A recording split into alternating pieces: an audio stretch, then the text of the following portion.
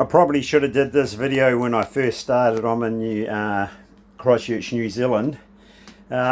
We brought an American Rockwood. I think it's a 3008 214. Beautiful unit, but as usual, everything that's hidden is bullshit. Don't know why Americans don't know how to do wire looms. It's not hard. Ford did it at the early turn of the century. It's not hard. Had to fix that mess up. So had a problem with a spongy floor. So what I did is just put 21mm board on top, because we can't tow this on the road. We live permanent, so it's up on blocks. So but then I had a major water leak on the corner there of the front. The Americans, instead of welding the aluminium spouting it goes around the corner, they put a sea coal could have put better crap on it than the silicon. So what happened is it ran down the back of the fridge, through the hole in the fridge where they put a massive hole to run some wires, and come into here. So I got a saw and quickly cut, thinking it was the water pipe had burst. So when I saw how it was made with the aluminium, and the reason these floors fail, one, the aluminium never had glue on it.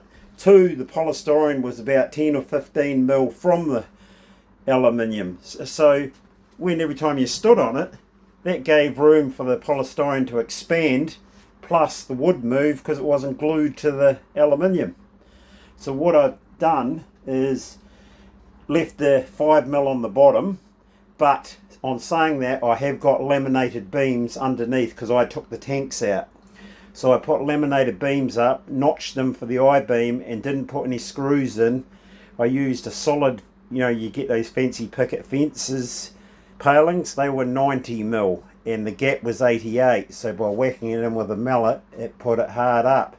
So that gives the reason I can stand on the 5mm.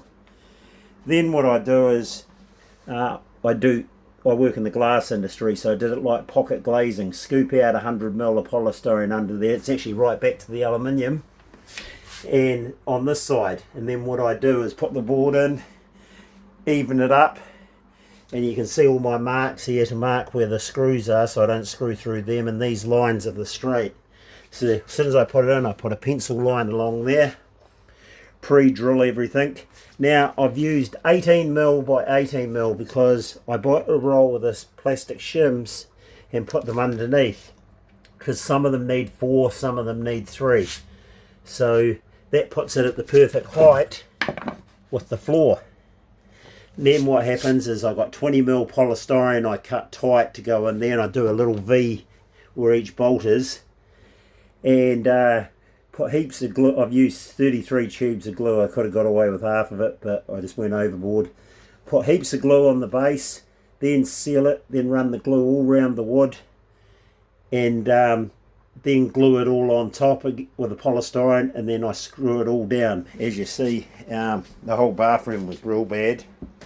So notched it out, and believe me, this caravan is solid than some crap new houses you see built with wooden floors. It is so rigid, it's not funny. Because I'd say, even that's only 18 by 18 batten, by putting those hex bolts into the beam, that takes any sag out of the metal. Plus when it's glued, no more nails. I've got special stuff that doesn't go off on affect polystyrene to melt. And that basically it. I've had to do the whole lot. It's been a lot of work. Then I've polyurethaned it only because we run out of money. Take a wee while before I put the 5mm on top. So I've used MDF. I know people say it's not a water thing, but no water's going to get near it because it's sitting on 20mm of polystyrene. Sealed all the gaps, and then 5mm hard floor will go on top and be level with the other, and then we'll go right through. But there is no movement. Like, I can jump up and down. It's solid as caravan floor. It's like a concrete floor at a caravan.